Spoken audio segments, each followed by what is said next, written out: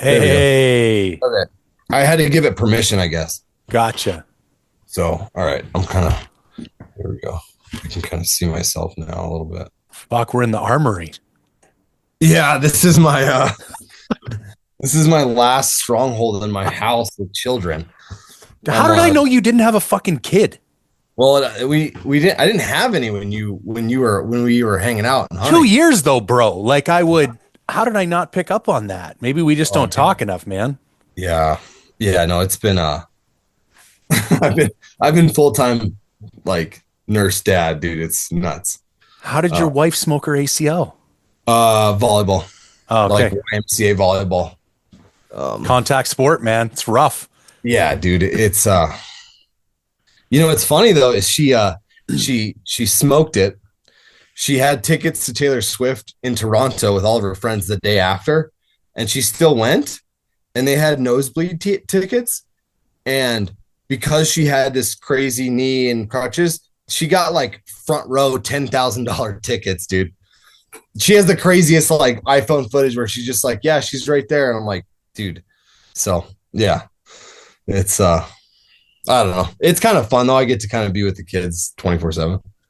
I appreciate the sticker on the coffee mug. I get text messages every now and then from your videos, and somebody will have like a little arrow to the forged. I'm like, it's subliminal. Yeah. Yeah. I like spending, my daughter's 9 now, and I bet you, I don't know if I spend twice as much time with her as my wife does. Like I spend a lot more time. Like I'm by far the primary parent, and I fucking love it, dude. Like, yeah. And I was not like, me, I'm pretty like selfish. When she was a little kid, I was like, this is rough. Like, but now that she's 9, I think for me, the turning point was 6. After 6, she became like a little person, and we like some of the same stuff. Yeah. We hang out. She's funny. Like, I love it, man. It's, And with our lifestyle, it's weird because it kind of sucks when we're gone, but when we're home, we're like 100% home. Yeah. And it gives us a freedom to spend like, I'm just gonna be with you all day today. Cause fuck it. That's just what we're going to do, Yeah. That's what I tell people too. They're like, it must be so hard. I'm like, yeah, it is hard, but, I'm also like, I wake up with them. Yep. I go to sleep with everything. Like I don't come home from an hour from work and be like, hey, I'm home. I'm like, so I take her to school. I pick her up from school. We do everything together. If she has performances or anything, I'm there. There's like that's what gets harder when they get older is like, she takes it hard. I think because I'm like the big protective one, I think it makes her feel better when I'm home. Just like her anxiety goes down. Cause when my wife can go away for a week, she doesn't really bat an eye. And I go to leave and it's like, waterworks and the whole 9 yards, but that's all. How is that now, dude? You're full tilt outfitter, like somebody texted me. They're like, did you go full retard? And I was like, I guess, it was funny. I was thinking about this. There's not many people that I know and hang out with now that kind of know me from before any of it. And you're one of them, dude. Yeah. Like we've probably known each other for 7 years or more. Yeah. I mean, I'd been doing a couple things as mindful hunter, but I think I was even taking a break. That first year I came, I didn't even film. I was taking a full break from mindful hunter. I was just trying to grow my consulting business, and I was just hunting for fun. Yep. That's what I remember is, you seem pretty busy with your consulting stuff and just getting after it, man. I think, I like the transition because you took what you're passionate for and you took your already ingrained attitude and drive and passion, and you just switched it over to something that you love. And I think that's, I don't know. I like it when that happens, it's cool. I feel very fortunate. I got to see it. So since the beginning. And the outfitting thing, I mean, what made me feel good is I saw you guys still advertising for some 2025 spots to fill up. So I'm like, okay, if those guys are still trying to fill some 2025 spots, because me, man, like I want to be super successful at everything right away. Yep. And I think with outfitting in particular, it's such and you would know this better than anybody, it's such a relationship based business that when you're starting, and it's not like I guided for somebody for 10 years and then have this like database of people Yeah. to like pull on. And so I'm really starting from scratch, but like the bookings are coming in, man. And like, I've got hunts booked for this year. That's the other thing I didn't think about. Most people don't book hunts this year. Like some people fill up last minute, but I got more bookings for 26 right now than I do for 25. Yeah. And so I'm not worried about next year at all. Like I only need to sell, I don't know, 10 hunts a year to fill up my 2 camps. So, and I think I've already got 6 of those filled for next year. But it takes a while to kind of build those relationships and get some credibility as well. Like I get it, man. It's a lot of money. And when I can't say, I've been in this area for 10 years, here's 50 animals that we've taken. People, it's not even like they don't trust. I can understand why you'd be more likely to go with somebody with a bigger track record. Yeah, for sure. What's the situation? So you do mule deer in the fall and then you do black bears? Yeah, correct. I want to know about it a little bit because mule deer, like I'm in that world a little bit, and anytime you can get a mule deer tag and go hunt is like, so with my mule deer in Alberta, so the way outfitting works in Alberta is you buy the tags, you don't buy the area. Okay. So I have 4 mule deer tags in a unit in Alberta, and and they're archery tags. So I'm the only archery outfitter in that unit. So I don't have to worry about any other guys outfitting. There's guys who have rifle tags, but that's a different season from me. Yeah. And the other thing that works in Alberta is like you sell tags, you don't sell. How do I phrase this? Like in BC, we get, I don't know how it works in Alaska, but in BC, we get 5-year allocations. So you can like kill 20 moose in 5 years, and they don't give a shit how many hunts you sell. If you have 50% success rate, you can sell 40 hunts. You only cut one of your tags when somebody kills an animal. Yeah. In Alberta, you sell a hunt that cuts a tag. So on one hand, at least it makes my life simpler. I just sell 4 hunts a year.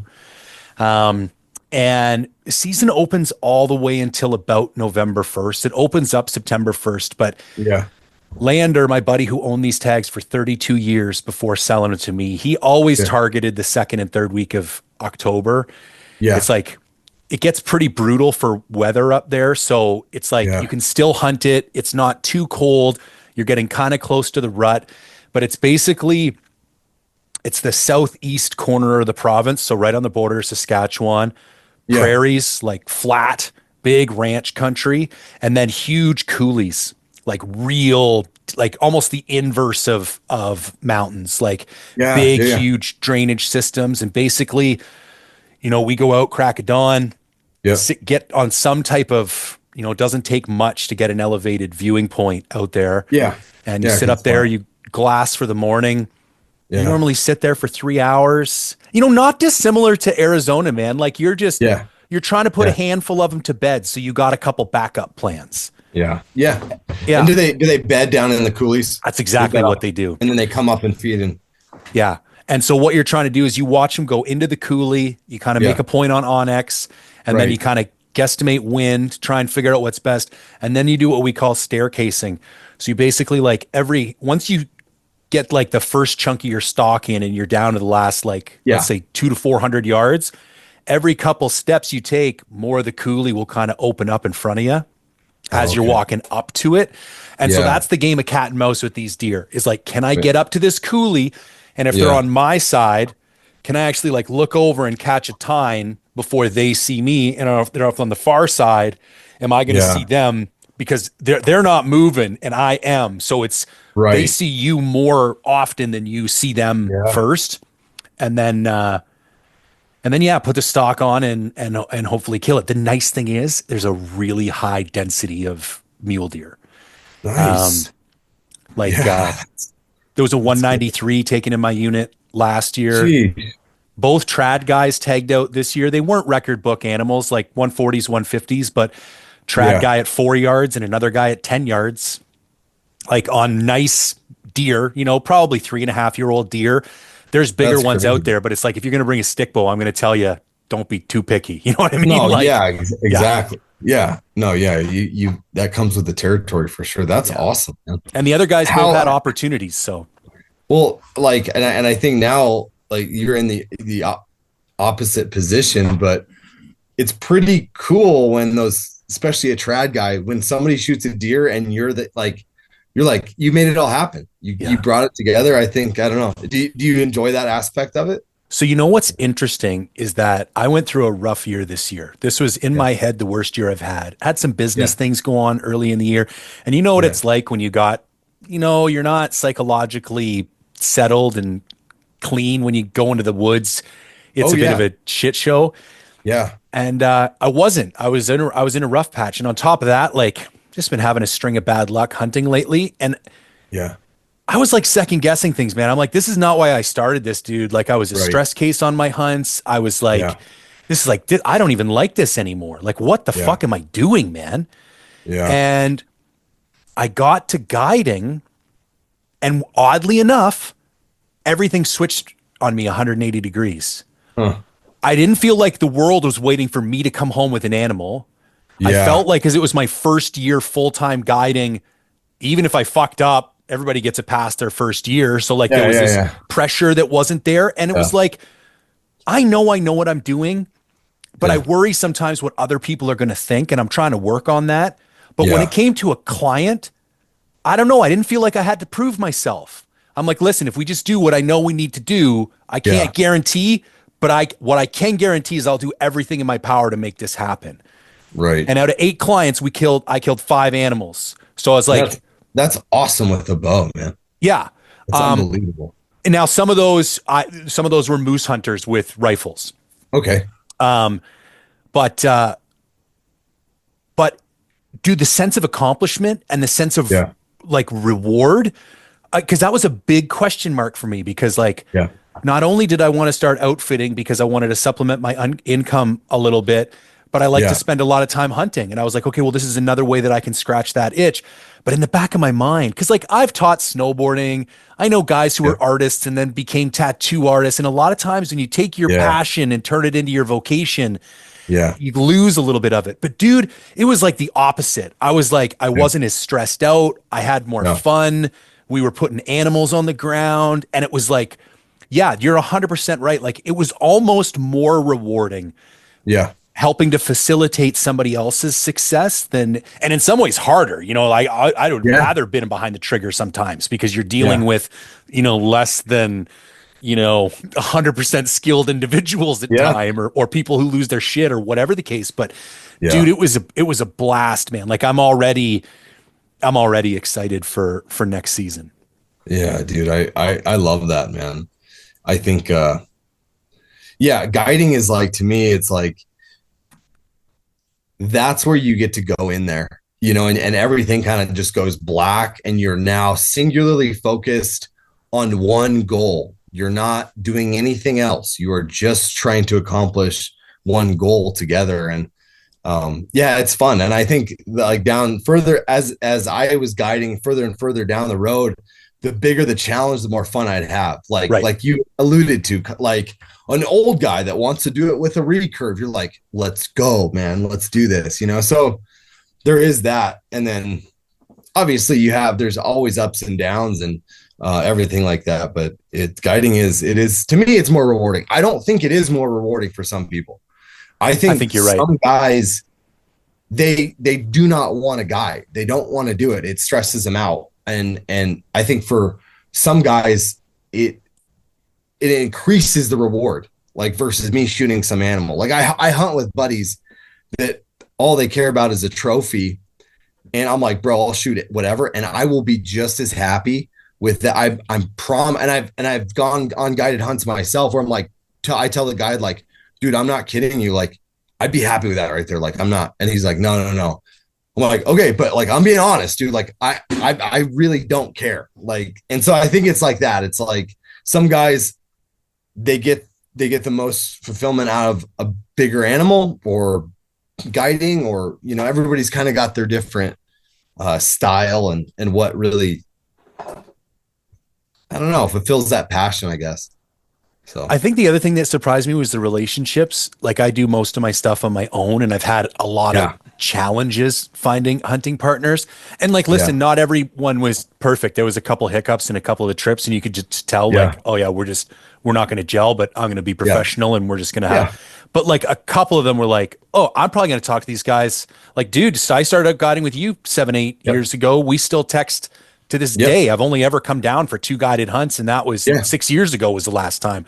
And it was like meeting people like that. Like, maybe I would have thought about it if you'd have asked me, but it kind of surprised me. Like I really enjoyed, because I don't get that fellowship. Like I don't get that like deer camp or like, like deer camp when there's like 20 dudes around the fire at night. Like that's the part of hunting I get the badass mountain hikes and solo winter shit, but it's like I really do crave that, like that fellowship as well. So I really enjoyed, and for a lot of these guys, like they're either uber successful or like this is their week. Do you know what I mean? So they're like so into it, and they're so happy to be hunting and stuff. And that was super rewarding. Yeah, no, that's cool. And especially like some of those hunts you do, I don't think people understand how lonely it is. Especially not only solo hunting like you do so often, but solo sheep hunting where you're mentally, physically tested and having to fight off doubt and like failure every minute you're out there and nothing's happening. And I don't know, that I think it's an underestimated obstacle, when guys go hunting, and because it looks so cool and so romantic, like some of your sheep hunts and your whatever, you're out there, but like what goes on with you internally, because I've been in that position too, is something that it's hard to explain on a camera, or like people still don't get it when you're like out there and cold and hungry and you're not seeing any animals and you're like, dude, do I suck? Am I like the worst hunter? Yeah, man. Should I even be doing this? Do I need to go back to a day job? Like all these things, they just like, I don't know. That's the fun part. I think it's the hardest part of all of it. And I think if I didn't end up going through recovery or like some of the mental challenges I've gone through, like I think that's what actually drew me to it at first, because I wanted that intensity and the solitude. But there's, and even like this year, I knew my head wasn't in the right space because I was anxious leading up to hunts, because that's what my brain was like. You're about to go out there into that space. Do you know what I mean? And I knew how I was going to feel, and I can sit there and I can muscle through it, but it doesn't mean I'm not feeling it the whole time. But being in a better headspace now, I ran out for a quick little 3-day goat trip earlier in the year, and I'd really worked this fall after kind of having the season ahead of just screwing my head on straight, like reminding myself who I am and like why I do this. And like, I'm not going to say I don't give a shit what people think, but I don't need people's validation to feel good about who I am as a man. I've earned that in other places, but you forget that, And sometimes you need to remind yourself, like, why do you do what you do? Like, just go back. And the people who watch my shit, I'm not Lampers, I'm not Warren, I'm not stacking bodies. That's not who I am. But if you want to watch like cool adventures with like an introspective perspective and like that, so it's like, just do you, bro. And like, don't worry about how everybody else does this thing that we all like to do. Yeah. I think that's the art, man. That's the beauty. That's what I think is pretty cool about what you do, is because it isn't like just stacking bodies. Because I think as a viewer, in the back of a viewer's mind, you're always like, with some of those guys like Lampers and Warren, you're always like, yeah, but like, how much help did they have? You're always like, number one, it gives you a false sense of perspective of like every single time things die. But also which we both know is bullshit. It doesn't happen. No.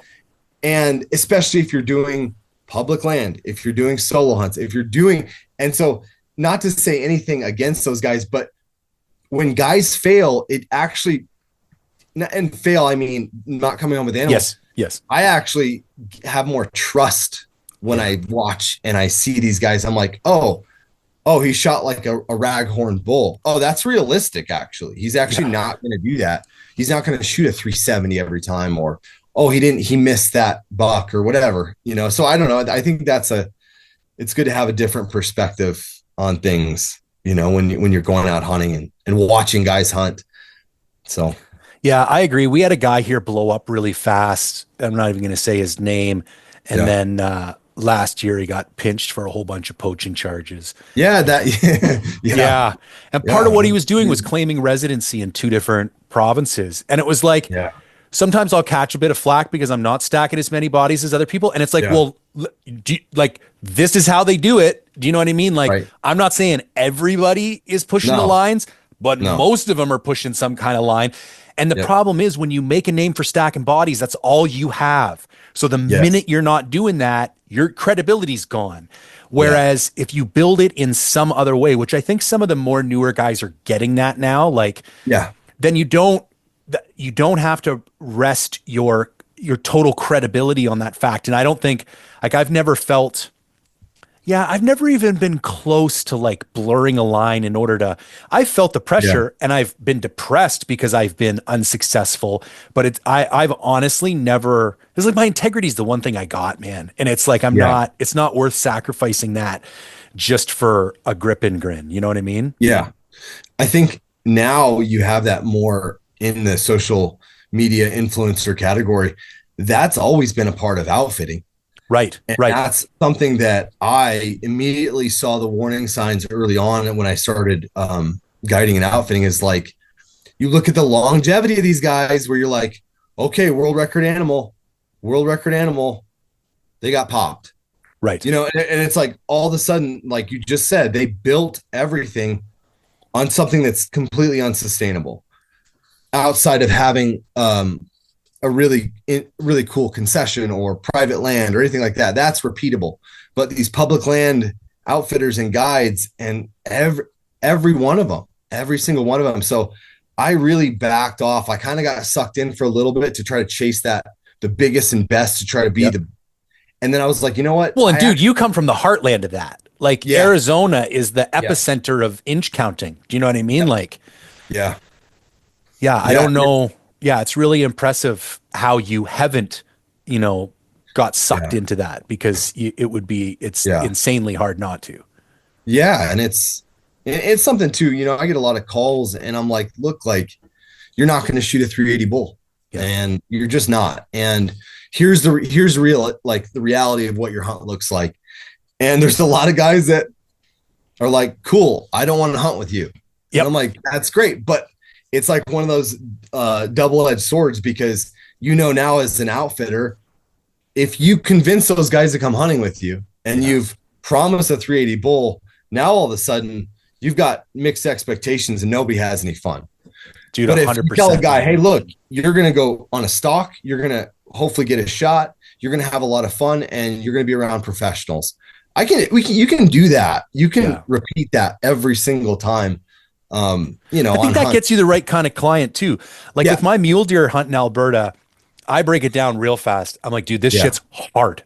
Yeah. The odds of you killing a buck are not in your favor. Like, it gets done and we put bucks down, but like, this is not a gimme hunt. And Barklow said it best when he went with Lander. He said it's varsity level archery hunting. Yeah. But if you like seeing lots of bucks and putting in lots of stalks and probably letting an arrow fly, we will find some bucks and we will put some stalks down. But I'm telling you right now, this is a hard ass hunt. So if that's not what you're looking for, then let's just clear it up right now so that we don't have mixed expectations going into this thing. And I find the guys who get excited about that, it's like, oh yeah, you're the guy I want in my camp, because I'm going to want to get up at 4:00 every morning. And I'm going to want to, go that extra mile for you because how excited you are to get out there and do the pursuit. Yeah, that's it, man. Dude, your deer season was out of control this year. What's going on down there? What do you mean? What deer, the OTC or? Yeah, your OTC season. Like, I feel like I caught the last of like the OTC heyday when it was like anybody could roll into Arizona in January, drive to Walmart, buy a tag, and you're going to go out, you're going to see coos bucks, you're going to see mule deer. Yeah. There's going to be people around, but it's not crazy. You're going to be able to find spots for everybody. No problem.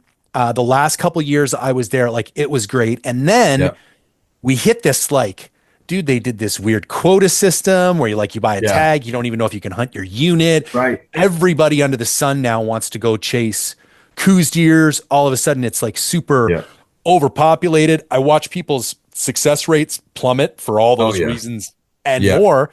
And then this year, I'm looking at your shit, and it's like I'm watching bucks drop all over the place. It looks like people are having a good time again. Like, what do you think's going on? Like, has it just been a good year? Like, well, like for me personally, like you had this convergence of like you said, a ton of attention got brought down there to the OTC tag. Then you have all the people that came in and covered up all of Arizona. And then they made the quota system and then the online first come, first serve. And so I really, because I couldn't guarantee a situation that I was comfortable with for hunters, like I couldn't be like, hey, you're going to be hunting on January 12th and it's money. And you like, that was the one thing I could tell you if you came hunting. It's like, hey man, here's when you're going to come, you're going to chase muleys, you're going to have a good time. But for a couple of years, I couldn't do that. And I took a couple hunters, but I really backed off. I was like, you know what? I'm just going to kind of take this January OTC and just kind of see what it does and see what quotas get filled and see what I'm comfortable actually telling hunters.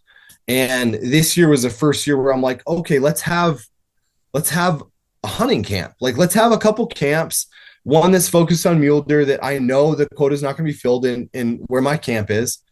And then let's have a coos deer hunt, because over the last few years, and I mean, it's been good. It's been really fun. It's been like, oh man, it's rejuvenating. Like we're back OTC hunting again. It still is really difficult with the whole online stuff. I mean, 2,500 tags sold out in 19 minutes this year. And so it still is like, you know, I can target Arizona residents, but I don't really want to do that necessarily. So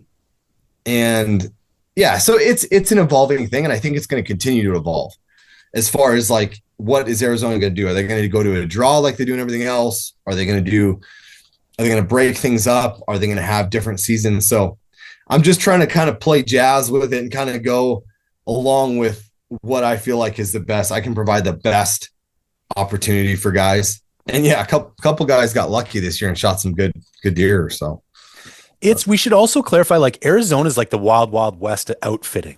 Like you can hang up a shingle and do whatever you want, man. It's not like Alberta, like I was mentioning, where you buy tags, or BC where you get a concession, like, or, like you're used to up in Alaska, like, and so that's just one more variable where you don't have that element of exclusivity. Like, dude, if you want to go hunt a mule deer buck in Alberta, which is home to some of the biggest mule deer on the planet, there's only so many ways for a non-resident to get there. So like, that's one of the reasons I didn't hesitate to buy those, because I'm like, listen, man, I could sell these tags in a like, not even for hunts. Like I could get out of this if I wanted to, because that's the only way a non-resident can go and hunt there, and you don't get that in your back pocket in Arizona. So that's another level of difficulty added to it. Yeah, it's a full pendulum swing from Alaska to Arizona. Yeah, Canada. Because Alaska and Canada are very similar. We have some state and some public stuff that not quite like Canada, but everything else is like super hard to get a guide license, super hard to be an outfitter, where Arizona is like, do you have a form of identification that you're a human being over the age of 18? Yeah, here, go like bootleg outfit anywhere you want. So it's definitely tricky, and guys definitely caught on to that. I think, like you said, when you were down there, there's only a few of us really doing it, and doing it full time, and then it, got all that a lot of attention, and then, and then you had a lot of the social media guys coming down and stealing my ground blinds and did they really? Yeah, there is some funny things. I get reports. My guy to be like, dude, I watched that guy steal your blind. I'm like, don't do anything, dude. Back out, come back to camp. We'll relocate you, dude. It's not worth it. We'll figure it out. But that just, again, it comes with the territory where there's overpopulated hunters, outfitters, and commercial reasons why you're doing things, which a lot of that stuff was commercially motivated, as far as like some of the influencers and brands that were coming down. But in the end, it's all good. I'm not going anywhere. So I'm like, I'm going to weather the storm. It's going to change. it's not going to be like it was, but there also might be bigger deer that are going to grow, and we'll figure it out when it gets good again. So that's kind of my attitude. Yeah, I'd be interested in your perspective because like I've only like it hasn't been that long, but I've been applying in the Western states for I think 8, maybe 9 years now. Because there's a couple states now where I'm creeping up on 9 points, and even in that time, it has changed drastically. Like you used to be able to get a general elk tag in Wyoming with 2 points, one in Montana with 1 point. Wyoming's up to 6 points now. In the regular draw, we're seeing these crazy like hybrid OTC systems like Idaho and Arizona that aren't really OTC because your odds are so low, it might as well be a draw. And so when I focus on any specific state, I find myself, I'll get slightly negative. But when I back up and look at the whole picture, I'm still like, dude, if you got half a brain and an ability to do some like pretty basic math, you can still put together a couple of hunts. Like if you wanted to hunt a mule deer and an elk every year in the Western states, that is 100% doable. If you're willing to like burn some boot leather and you're not expecting some kind of premium tag. But what's your outlook on like draw systems as a whole? Like where do you think we're headed? Yeah, that's an interesting question because just to repeat kind of what you said, it was like you'd have like your OTC stuff, which was Colorado and Idaho. And now it's like a hybrid. Who knows what the draw is happening in Colorado and stuff. And then you have like that tier where you're like, okay, with 2 or 3 points, you can draw Wyoming, region G, region H, whatever. And then Montana, and then Arizona is like top tier where you're like, okay, if you have like 8+ points, you can start drawing good tags. I still think, I just think the like instant gratification is gone, and it's going to take more planning. But what you just said is that if you put in for the Western states, you can start building basically a hunt plan every 2 years, every year of like, I'm going to focus on, I'm eligible to hunt Montana in this unit. Next year, I'm going to be eligible to hunt, or my bonus points or point creep, whatever happens that will kind of open a door, whether it's Idaho or you get lucky, because that happens too. So when you're putting in for 8 or 9 states, building points, now you have like a system to hunt everything where you're not throwing all your chips in. And you also, it creates more skin in the game too, because you have some guys that are like, I hunted Idaho OTC for 40 years. I'm not doing their stupid draw. So it takes them out of the race. Yeah. There's a lot of guys in Colorado, they're not going to participate in the draw.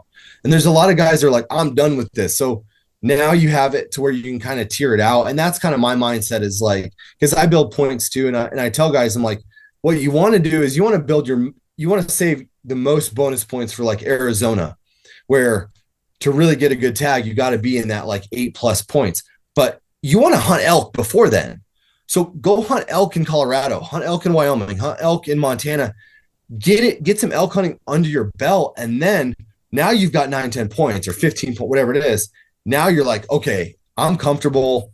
Let's go. Let's try to draw one of these tags. And so I don't know. I think the opportunity will always be there, guys, for guys that want to do it, and guys that will do the research, and for guys like you too. And I know I do it too, providing information for hunters that want to go out and do it. And that's kind of really what my mindset is. I'm like, it's so confusing with all these draws. Like, oh, it's brutal. Trying to clarify it is part of my goal. Is like, we need the right hunters in the woods, and given the right information, the guys that are looking for it online and really just want to get down and hunt places that they've never done is I don't know. I think it's fun, man. I mean, I think we're all part of the same tribe in the end. So trying to help people. I'm glad you brought up the luck factor too, because, for those like unicorn states, like your Utah, Arizona, Nevada, you forget that there's a luck factor. And I think it was only a couple of years ago because Arizona used to be a pure preference point system, and then they introduced an element of random. I think they allocated 25% or something like that. Mm-hmm. And I forgot about that for a bit. So I was just like building points. Yeah. And then it's like, no, man, push your chips in. Like Yeah. you're paying for the app, you're paying for the license, you're paying for the bonus point anyways. Like it doesn't cost any more money. And it's like, listen, people win the lottery every day. Yep. So you could get that 0.89% chance. Like somebody's got to get pulled for it. So this year I went right back in, especially in Arizona. Yeah. And like Doug, and I set my sights high. Like, listen, I don't want to draw a tag at this point because it's not in my calendar. But if I draw like 1 or 27 north, it was like, okay, I will move whatever was on my calendar. Exactly. And I'm up in almost like, I know it sounds crazy, but I'm probably at like a percentage, like a 1% chance, which is like, 1 in 100 things happen all the time, man. So I think with those long shot states too, I had to get out of that mindset of just build points. Cause like realistically, man, your odds for those top tier units aren't that much better with 15 points than they are with 8 points. So just sitting there for 7 years and doing nothing, it's like, give it a go. And then I'm not going to advertise it on here because people can do their own homework, but I hit you up about that one unit. Like there are, if you're willing to dig into it, like some under the radar units that have surprisingly good. And for like a normal dude from BC or like from a guy from Montana, a chance to come down and chase like a 340, 350 bull. Exactly. We don't need a 380, 390 bull. You know what I mean? There are those gem units where you start getting close to double digit points. You're getting legitimately dangerous at pulling one of those units. And that's still going to be maybe not a hunt of a lifetime, but a hunt of half of a lifetime. Do you know what I mean? Like you're going to see some crazy elk compared to the rest of most of the elk territory. Yeah. It's all relative, like I have a situation in Colorado and well, maybe not now with the change of the OTC stuff, but for years, I had access to a spot in Colorado and it was like hunting a 280 bull for me as an Arizona resident who's already shot bulls. Like it just didn't do it. It wasn't motivating. Yeah. And they're like, why don't you go hunt that? I'm like, I don't see myself doing that. Where it's like, it's all relative when you're hunting Arizona or hunting Colorado or hunting Montana and building up your elk like experience, where when you get to Arizona, when you draw what is considered like a basic tag or not a premium tag, and you're like, oh dude, that's a 330 bull right there. You're like, you're monster not bull for any normal dude. Exactly. Yeah. So that's kind of what I'm like. I'm more of the mindset, and I try to advise people is like, hunt Arizona 3 times. Yeah. In areas where you can draw 5 to 10 points instead of trying to wait 30 years and maybe shoot something that is probably a fantasy.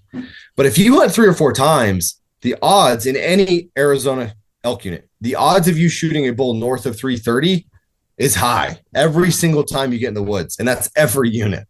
So that's kind of my mindset. And I live by that too. Like I shot like probably a 310 bull last year. I've already shot. I got lucky on a hunt a few years ago. I drew a really good hunt. I shot a 370 bull. Oof. Last year I shot and I was realistic. I'm like, it wasn't a great rain year. I shot a 310 bull and I'm like, cool. I'm happy with that. I'm going to put my chips in again and try to draw this again in 5 years, because that 310 bull might turn into a 340 next time I hunt. Right.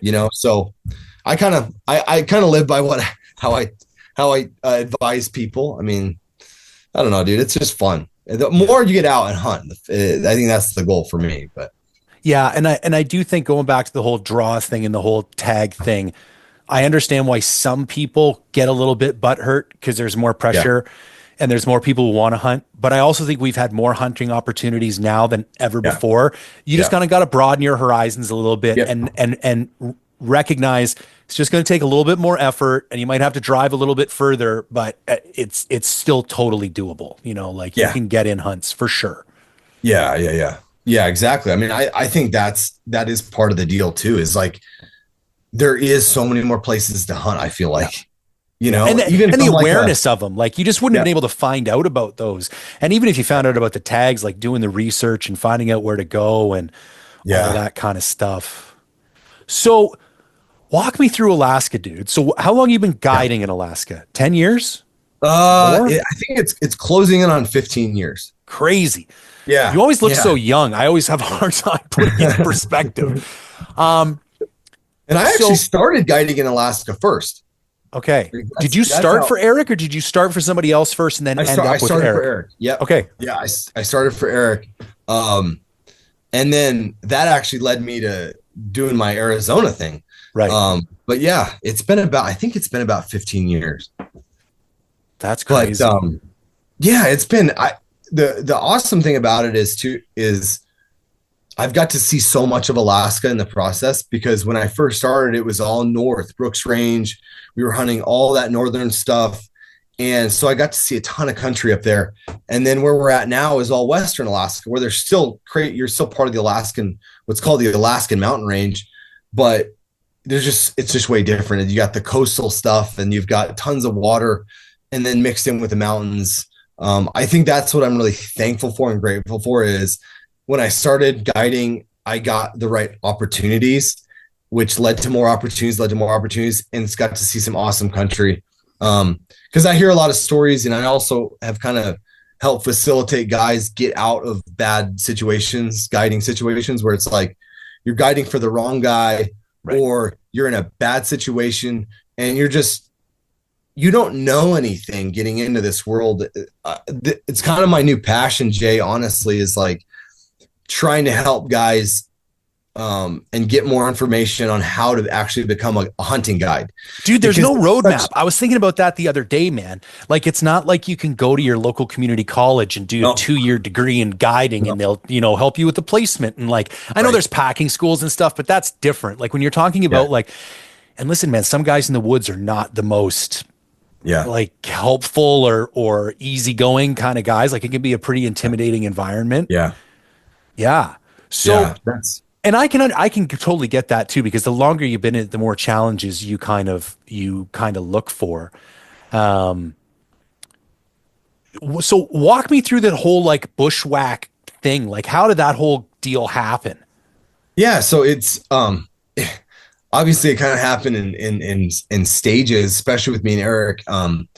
Eric is a real young guy too. And he started, Eric Salatan is his name. And he started Bushwack, Alaska. He was on the TV show Life Below Zero for a few seasons. I came in as a packer for Eric when Eric literally fired everybody. I've met Eric too, and I can see Eric firing everybody. Oh, he fired everybody. And I called him as like out of nowhere. And I was like, hey man, gave the deal. Hey, can I do anything? Just, I want to do something. Be a hunting guide. I don't know how to start. He said, yeah, if you can get here, then I'm not promising you anything, but if you can get here, we'll see what happens. And obviously one thing led to another. I mean, I was just on incredible hunt after incredible hunt. And then me and Eric got close. I started guiding for him. I helped him establish like a moose hunting operation. Essentially, is like moose hunting wasn't really even a thing when I first started guiding. And then he cut me loose on a couple moose hunters that nobody was really doing back then, honestly, especially in the Brooks range. And coming from Arizona, I was like, let's get some 15s on a tripod. I'll find something. Yeah. And so we started finding these giant bulls, and those started hitting the dirt. And then all of a sudden it was a convergence of like, we kill giant bulls. Jim Shockey's promoting the heck out of moose hunting. All of a sudden moose hunting just became a $12,000 hunt to now a $40,000 hunt. And so we really got that going. And then raft hunting and doing all this stuff that was totally new, float hunting, in his organization. And it was really cool because I kind of got to pioneer a lot of stuff, which is kind of every guy's dream, is like my first days were like, all right, dude, here's a raft. I want you just to float. And I think I was on a raft for a month and a half of sat phone calls. All right, we killed one. Give me another guy. Here's my lat long. Drop this guy. Keep floating. It was like just total like, and then I'd come back and I'd be like, all right, next year or whatever, I'd give like a map. I'd be like, put guys here, put guys here, put guys here, and just lay it all out. And so that's kind of how I helped kind of build. And then Eric is so talented at what he does and create, just, sell the hunts and get the right guides in there and pilots and everything. So my formative years was really, I think every guy's dream was just like, here's a raft in Alaska, go find stuff. And, but to transition Eric's personal life, he had a wife, kid, and really kind of wanted to get less remote. And so he had an opportunity to be full-time in a village called Iliamna, where it's still a village, but there's a school. There's some, basic stuff like transportation is way easier, and versus where we were in Wiseman, where there was nothing. I mean, it was middle of the Arctic. Like there's like 12 people there. And then, so what he actually did was he sold his business in Wiseman, or his area, to Jonah Stewart, who is a very famous, awesome outfitter in Alaska, who is really famous for sheep hunts that he does. So Jonah came in and bought Eric's. Is that the same Jonah that does the stand hunting for the bears? Yeah. Okay, I've talked with Jonah. I know a couple guys who know Jonah real well. They speak of Jonah very highly. He's high end. He's as good as it gets as an outfitter. And he bought the Eric's. I didn't know that was Eric's old area. That's interesting. Yeah. Okay. And I was involved in that process too. It's kind of funny. Me, Jonah, and Eric, like in the middle of March, snowshoed into Eric's place, and we're showing him around. It was kind of a wild, surreal situation. But a great place to do what Jonah wanted to do, because Jonah had always been up there guiding anyway. But Eric had an airstrip and a big camp, and Jonah was growing, and it was perfect. So, so that's kind of how that happened. And then Eric went full time in Iliamna, and then, just one thing after another. Years we kind of guided down there for 5 or 6 years, reestablished like high end moose hunting, established really high end grizzly bear hunting, because the grizzly bear hunting down there is way more populated than it is in the Brooks Range. Okay. There's just not that many bears. So we kind of started doing that again. And then out of the blue, 2 years ago, Eric's like, "Hey man, like, what are you planning on doing? Like, what do you want to do?" I'm like, "Man, I put my life into this so far. I think I got some more years left. Why? Do you want to buy me out?" I go, "Yeah, I'm going to need some help if that's the case. But yeah, man, I'm interested. I want to be all in. Give me some time. Let me try to figure this out, because my heart's in it. I'm passionate for it. What Eric has built is amazing. He's built a platform to have such an amazing infrastructure for the top guiding and outfitting scenario in Alaska, in my opinion. And through some friends, Kip came around, and we started talking a little bit. And Kip is super passionate. Kip Folks, super passionate about hunting, and he's hunted in Alaska. He's gone on grizzly bear hunts. So it was like one of those things, Jay, where you're like, do you want some rich Texas billionaire, or do you want a guy that's like balls to the wall in it? I think the other thing that is very intriguing about Kip is that he is a legit, I don't want to use the term genius, but like when it comes to marketing and shit, like Kip's no joke. Like that dude has helped build some legitimate businesses. Yeah. And so it's kind of funny when people go on Shark Tank or whatever, like getting the investment is half of it, but you're also trying to find people whose very presence is going to kind of level up the business. Yeah. And I can see how getting into business with Kip would be that type of situation. Yeah, no, 100%. I think from the get-go, I mean, as soon as I started talking with Kip, it was pretty clear. I'm like, this he loves it. Like, he's going to want to be involved. That's my goal and my passion, is like, let's make the best guiding, outfitting operation in Alaska, period. And that can't happen without a guy like Kip, without other guides involved. That can't happen without having the best people in the industry all coming together, in my opinion. I couldn't do it by myself. Right. And I could be some like random dude out there doing my own thing, but that wasn't really what I wanted to do. I wanted to build and create something that hasn't really been done before. And part of it is getting to build up young guides and teach them and do that. And that's really my main role right now, is just kind of getting these guides ready and kind of learning from all my mistakes that I've done from 15 years of guiding and really just teaching these guys and walking through I'm like, here's a real world example of like how not to get shot by your client, or, all these different scenarios that, are endless. But Kip he's awesome. He's all in. And it was good having him out there this year, because he spent a lot of time out there, because he's eligible to get his guide license in 2025. So what he's going to do is he's going to get his guide license, and then he's got to do some more years to get his outfitting license. But that's the goal. I mean, he's not a fly by night type of a guy. Anything that he does like all the way. If you look at his beer business, or anything that he's been involved with, he doesn't dabble in anything. Right. So this was your first year with you guys at the helm as Bushwack. Yeah. And how did that go? I saw Cam was up there. Yeah. It went really well. I mean, I think that there's always a transition kind of, phase. And the fact that because I've talked to guys about this recently, who, like, a buddy of mine just bought an outfitting business, and now me taking over from Lander. And there's always this, like, people expect a certain thing because of the last guy who owned it. And I would think having you continue to be a part of it would be such a huge benefit, because that continuity of experience is there. Whereas if, like, you and Kip had just went and bought some random place and started from scratch, like, that would have been such a different situation. Yeah, I think that was a big deal too, because essentially my role actually never really changed. I'm still doing what I've done for the last 5 years. Right. It's not like, all of a sudden I'm jumping in and trying to be like an outfitter. No, I'm still that guy that's like helping facilitate guides and boats and stuff like that. And then helping Kip do what he needs to do, and helping other guides and registered guides do what they need to do in the operation.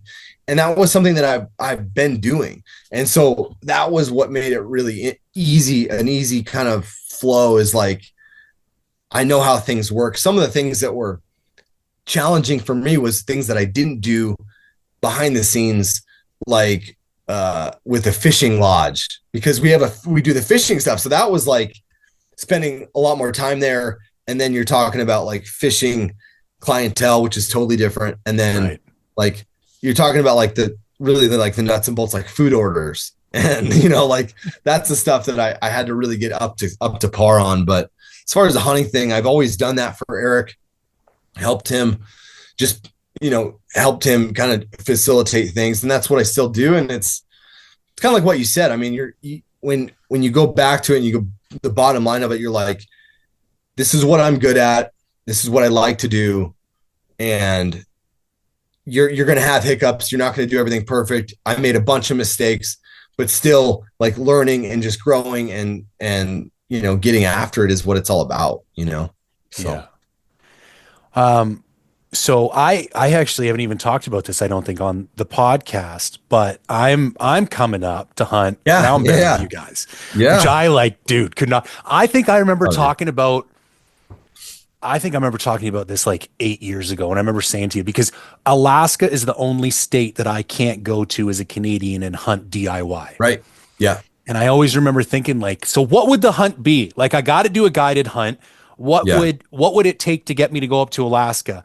An Alaska moose would be cool. Don't get me wrong. They're giant, but it's like, it's BC. We got moose. It might not be a 70-inch moose, but it'll be a moose. Yeah. And then like Dall sheep is cool. And 8 years ago, that was still, if you did your digging, you could still get a $15,000 Dall sheep hunt. So I was like, oh, okay, maybe, but we got stone tags and bighorn tags and Dall tags. Yeah. So it's like, that didn't really get me fired up. And I remember talking to you about it. And I was like, God, the one thing, man, would be brown bear with a bow. Yeah. Because we can't do grizzlies here anymore. They've taken that away. So it's like the one animal I can't even hunt here. And I do feel like, in a way, that is kind of the like ultimate bow hunting experience. You know what I mean? Yeah. Yeah. I for me, being a part of those hunts secondhand as a guide, I don't know if it gets any like bigger. Like, I just don't know. And I think it goes back to like the oldest videos you can watch of like Fred Bear shooting a polar bear or brown bear. You're like, as a bow hunter, you're like, that's actually like the ultimate. Yeah. There's sheep and there's moose, but sheep is more of like a physical, like I've conquered a mountain. Yeah. But the actual like moments of a bow hunter and the experience, like, again, I've been on all these different hunts, and shooting a brown bear with a bow to me is, it's the apex. It's the ultimate as a bow hunter. There's nothing that separates you. It's awesome, man. So the way it works in Alaska is they rotate springs and falls. So even numbered years, they do a spring brown bear hunt, and odd number. Now, is that only on the peninsula or is that everywhere? No, that's only on the peninsula. They do various forms of alternating stuff in the southeast as well. And then Kodiak is a draw. And then peninsula, they also have a built-in, like, you can't shoot a brown bear every other year or every year. You if you shoot one, you can only shoot one every 4 years. So they do that. Okay. But yeah, it's a conservation type model where they're like, we need to thin out some bears for the caribou moose population and just maintain a steady giant bear, population along the peninsula. Which is good. It works out. I mean, we see the bear densities are great. And we see a lot of big bears. And dude, I was looking at, because there was an open up for fall 2025, and I was like almost texting him like, oh, should we switch? Then I'm like, just relax, you got lots of time. But I was like, I think you had like 19 camps, 16 dead bears, and a couple other wounded. Like, it was 100%. That's the other thing, man. I think that is an incredible close rate. If you think about how nerve-wracking shooting a bear with a bow, and to have 16 out of 19 guys be able to execute that, like, that's impressive, man.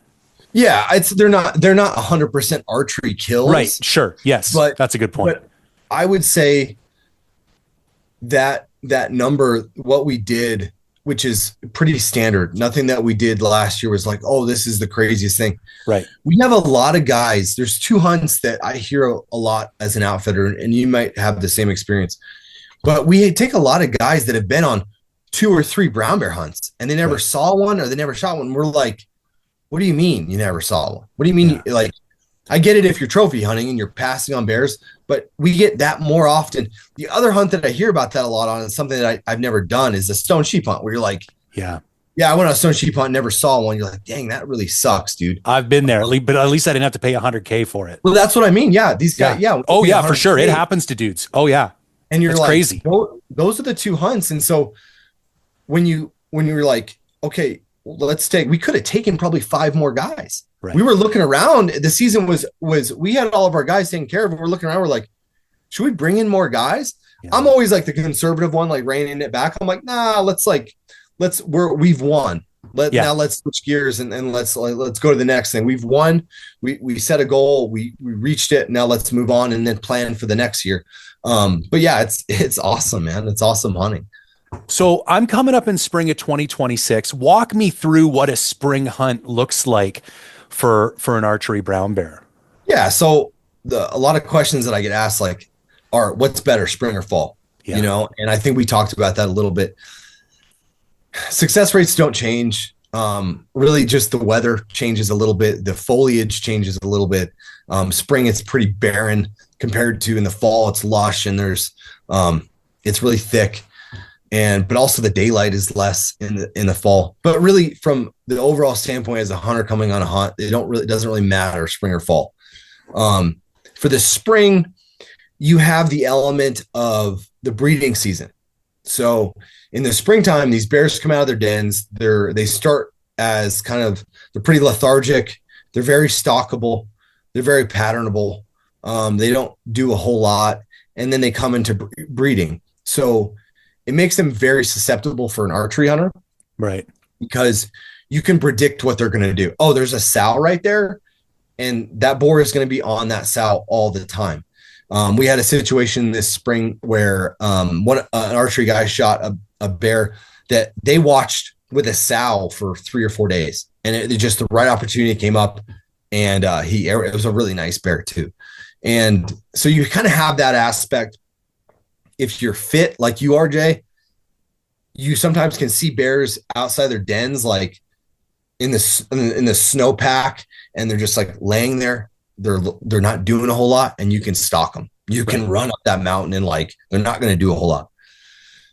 Versus like the fall, where you're like, again, everything's it gets dark. The the darkness is coming soon. And so the short days, these bears are kind of in a feeding frenzy. Hopefully there's fish around a river. These bears can sometimes condense around a river or berry patches. So you can target them in the fall based on what they're eating. Where in the spring, it's more of like what they're motivated by is breeding. Right. But same scenario. I mean, you're in a tent. Alaska's gnarly. The springtime, you have why I lean a little bit more archery minded in the spring is because it literally can be t-shirt weather, right? Which it can go from nasty cold and blowing to like you're literally in a t-shirt, and bears like the sun during that time of year. Yeah. You want the sun. You want, like, they'll come out and they'll hang out. And so as an archery guy, number one, you want as many opportunities as you can get. So longer daylight hours. And then you don't want blowing nasty rain, wind, Alaska coastal weather. It just doesn't work that good when you're an archery hunter. What a lot of guys don't realize too, before they've experienced it, is like, if it's blowing 30 and raining sideways, it's really hard to bow hunt from a standpoint of it's hard to sustain. It's hard to be out there. It's hard to stalk. But it's hard to hold yourself steady enough on a bow to make a decent shot. Like if you actually shoot an arrow in 30 mile an hour, it doesn't actually move that arrow a lot. But when you're holding a bow, I tell guys, I'm like, okay, so you're archery hunting, it's a fall hunt. I'm like, and we're blowing, and it's blowing like crazy. And I'm like, hey, why don't you shoot this block target? We'll bring out a little target for guys to shoot. I'm like, just get used to it and try to see how it feels. And guys are shocked by how a bow becomes essentially a sail, and it's really, really difficult to hold on to. So you have that element built in there more in the fall, just given the fact that it's October, winter's coming, it's colder, but I don't know, everything, you might have some crazy weather on your hunt too. I mean, there's no telling, but that's what it's all about, man. That's the whole thing. It's a challenge. I can't wait. What, do you make any recommendations for archery guys? Like, as far as equipment goes, like, are you looking for a certain weight arrow, a certain type of broadhead, a certain poundage bow? Yeah, honestly, no. Because people go crazy. I see people building these like 900 grain things. No. I've shot more bears with my bow than I've shot anything else under the sun. Yeah. And I recognize a black bear is not a brown bear, but if you want to talk general anatomy, they are similar creatures. And I have not found, black bears are not a hard animal to kill with a bow if you put it in the right spot. In fact, I think they're probably one of the softer animals out there. Like, you can pop a arrow through a black bear, albeit, pretty easy. Yeah. Yeah. You're 100%, Jay. A lot of guys, like you said, they go overboard with this equipment, and if you're not a guy that's experienced it a lot, you can get carried away in it. But look, like 12 years ago, maybe not, maybe it was 10 years ago, I was guiding an archery grizzly guy up in the Brooks range, and he had some weird 3-blade expandable broadhead, and I was giving him a hard time. I was like, dude, like, does that thing even work? It was like a prototype thing. I was like, dude, like, really, you're going to go on a hunt with that? He zipped a fantastic grizzly at 80 yards with it, and it went through the whole cavity. He hit it quartering away and like busted out his other shoulder.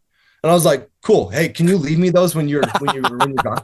And he did. I was like, hey, I want those. Like, leave that as the tip. I want those broadheads and the arrows, everything. But that just, for example of like, I'm not anti-expandable. There are expandable broadheads that I do prefer. If I was going on a brown bear hunt, me personally, it's just like an elk. I want the benefit of the doubt of penetration versus having some kind of mechanical failure. And also, Alaska has a lot more brush than most places. Right. So mechanicals don't do great in any kind of brushy situation. So again, I'm not like totally anti-mechanical, but in that situation, I would say choose a good fixed blade broadhead. Doesn't have to be crazy. Choose an arrow weight that's reasonable. I personally like 400 to 500 because you can shoot far with that. Yeah. And not that you'd ever want to shoot a brown bear that far, but it's hunting.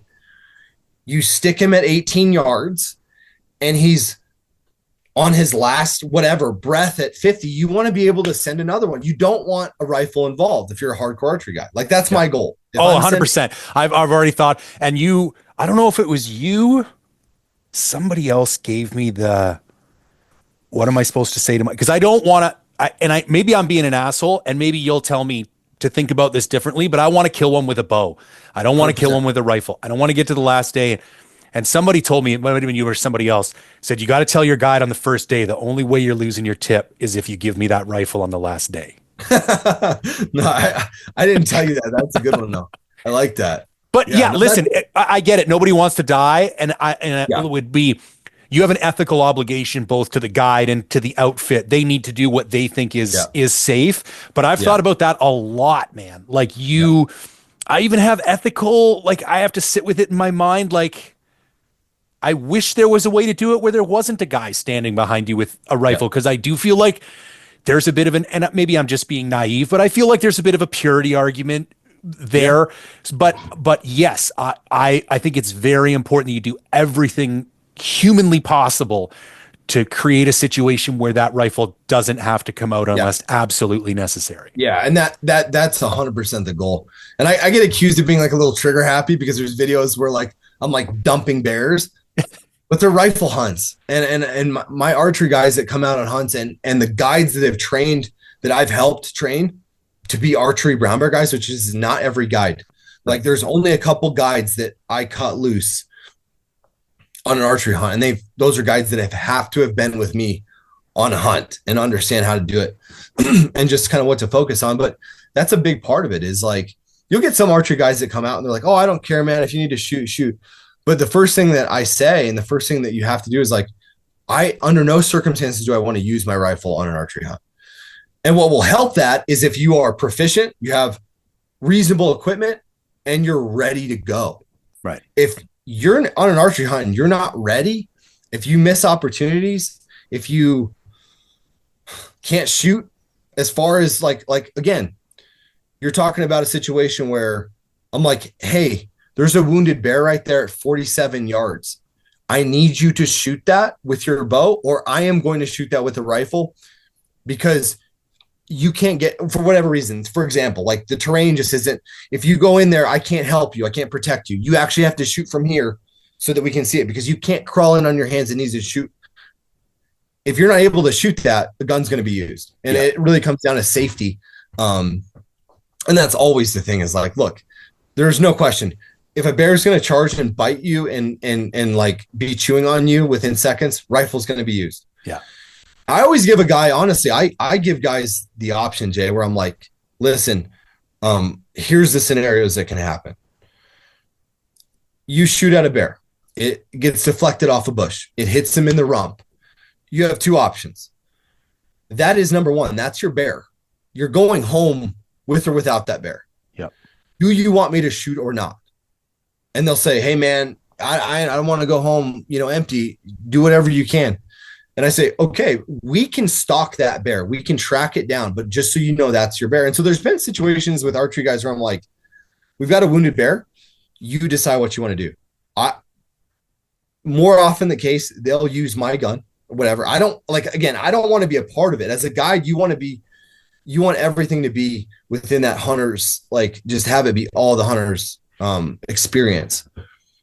But there is those decisions that have to be made before your hunt even starts, Jay, where you're like, no, if I make a bad shot or something happens, we're all in. We're going to track it and do whatever we can. And that's archery hunting. That is pure archery hunting, because in the wild, you're not, if it was just you, a few woolly mammoths running around and a brown bear, it's done. Like, that's it. You're chasing that bear down.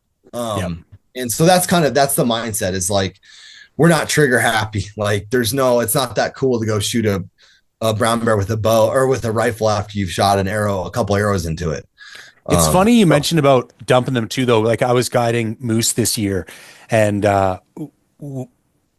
Lander, who's been guiding there for a very long time, was very clear with me. We have an extremely high grizzly population where I guide moose, and it's thick, bro. Like, oh man, crazy thick. And he's like, listen, man, I'm telling you right now, as soon as they put one in them, put another one in them. Yeah. Because we do not want to go looking for some moose, Right. 200 yards, who knows where it is, and then spend the next couple days trying to get that thing out while we're covered up on grizzly bears. And so that was part of my little speech with the guys. Like, listen, put it where it needs to be, and I'm going to give you a few seconds. Like, I'm not going to be all up on you, but like pretty damn quick after that first one. If I don't, if he does not go down and I don't hear another follow up, I'm sticking another one in him, because we do not.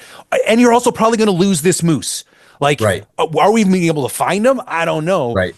But I do think it's funny how that conversation does shift somewhat when it's an archery guy, because there could be a situation where I'd rather lose the animal. Right. That sounds kind of unethical when I say it like this. Let's take it back to a point where it's an injury, but it's not because obviously if it's a critical injury, you got to follow up and kill the animal. But if it was a non-critical injury, then I think there's definitely a conversation there to be had with an archery hunter that you wouldn't really have, because a rifle hunt, what's one more rifle bullet? Like, it's not, you know, like, there's a connection you have with an arrow. You know what I mean? If you're like, when you're rifle hunting, it is exactly. It's like, what's one more bullet?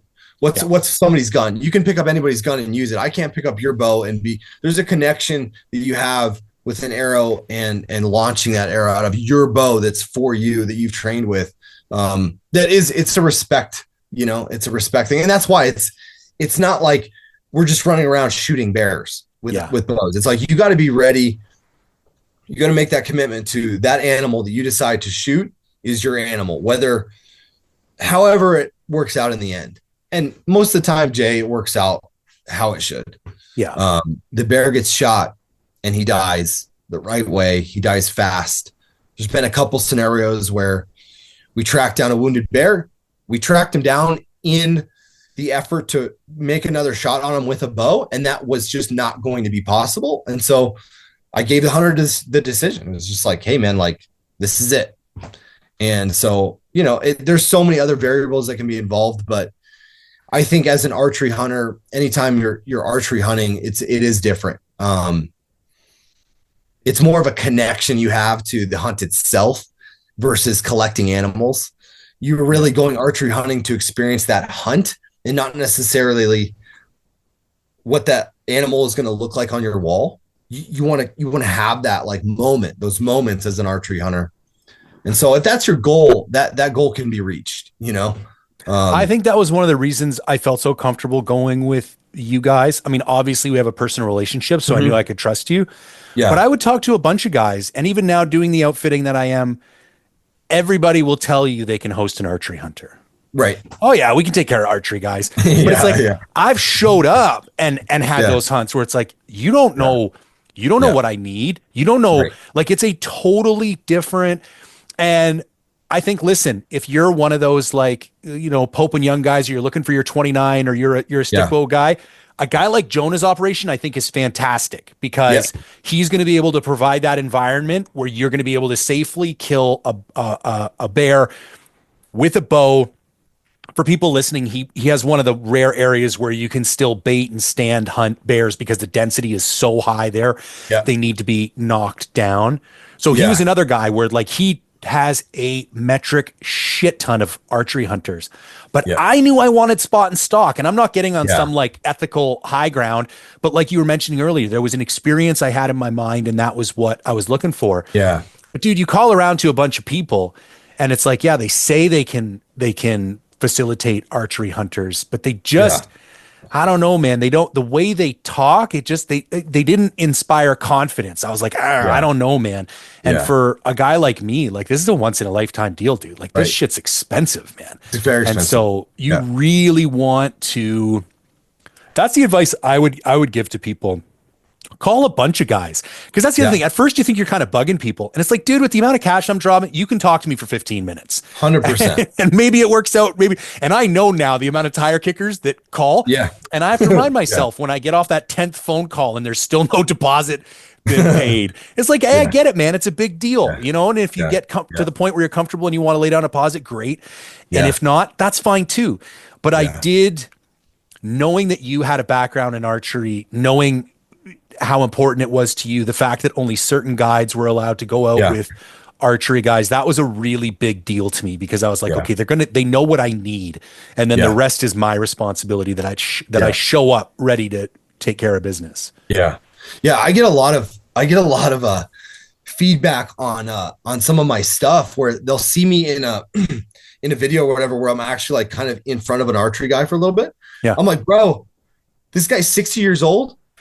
It's blowing 40. He needs to know when I go like this, like that it means 21 yards. Yeah.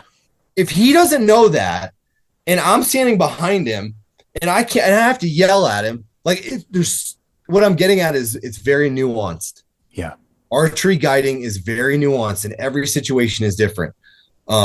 And knowing those little things about what from getting from 100 yards to actually killing an animal is there's so many steps involved where any decent guide can get a guy 100 yards from a brown bear and dump him with a rifle.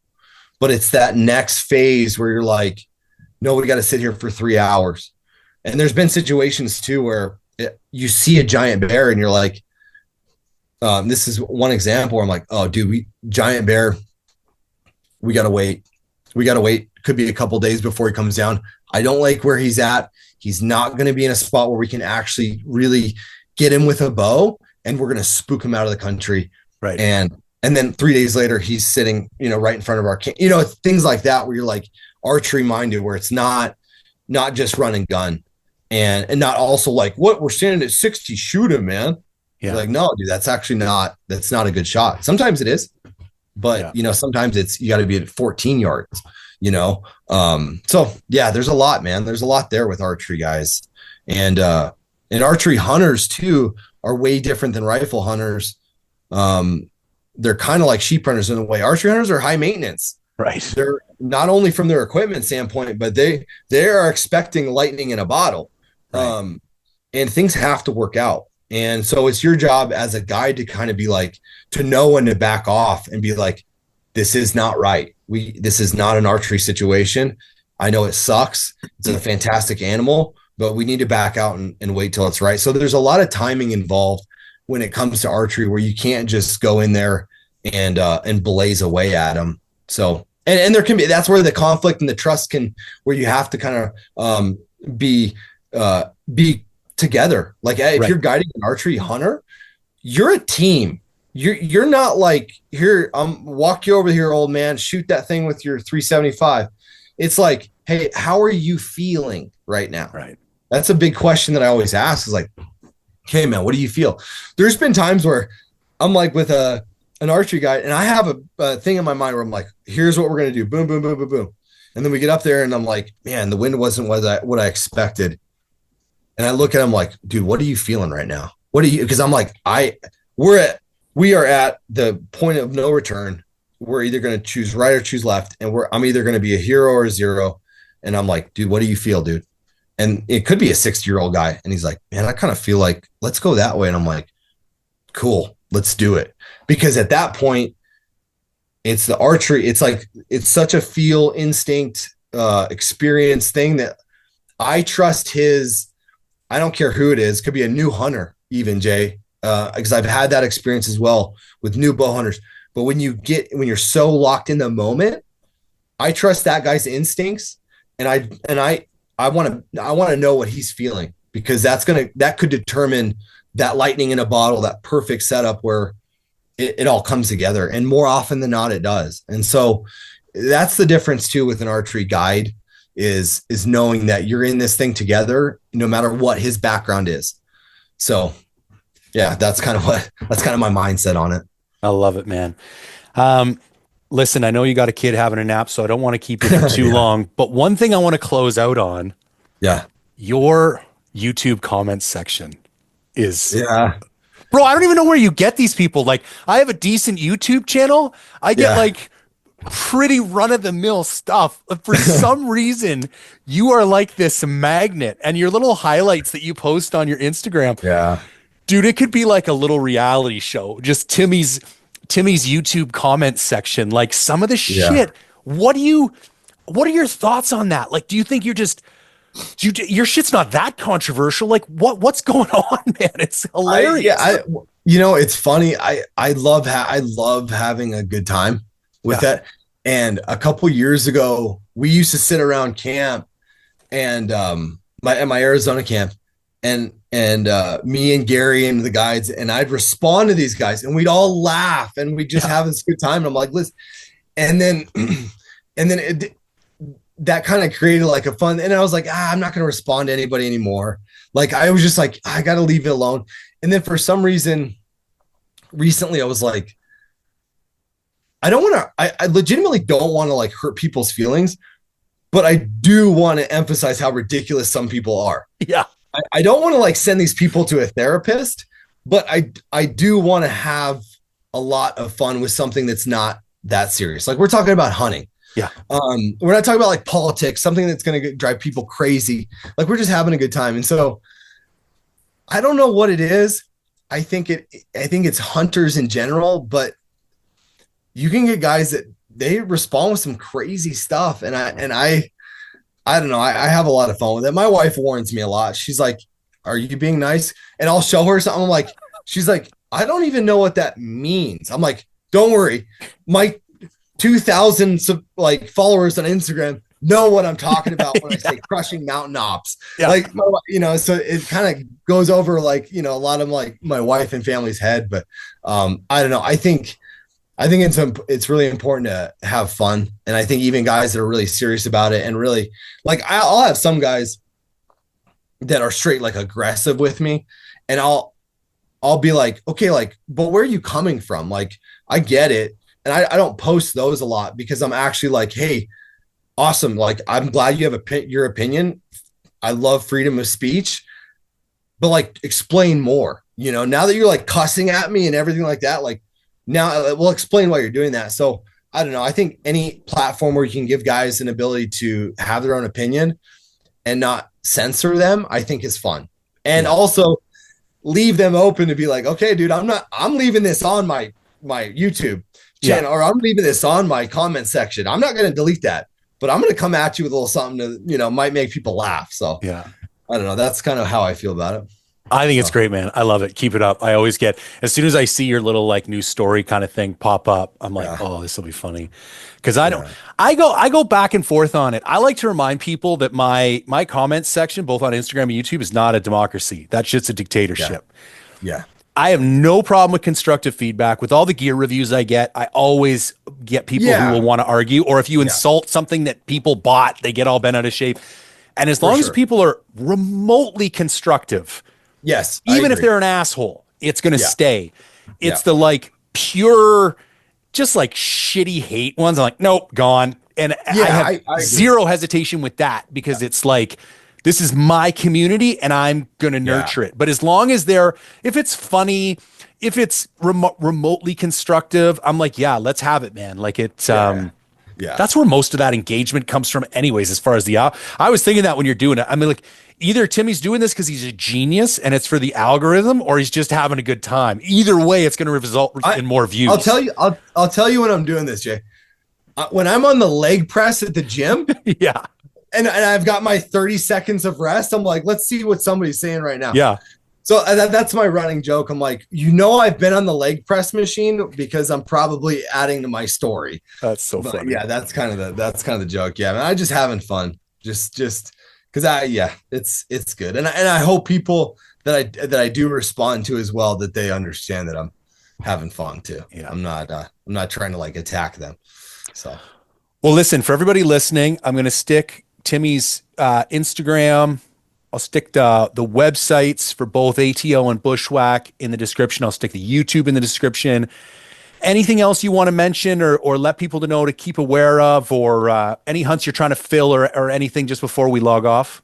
Yeah, I mean, all that stuff is great, Jay. I definitely, we're going to crank up guide school and guide that stuff, guide courses and information and opportunities for young guys or old guys that want to learn how to become a hunting guide. That's going to be in the near future. So pay attention for any announcements like that. But other than that, Jay, man, I appreciate you doing what you do, man. You have a good platform.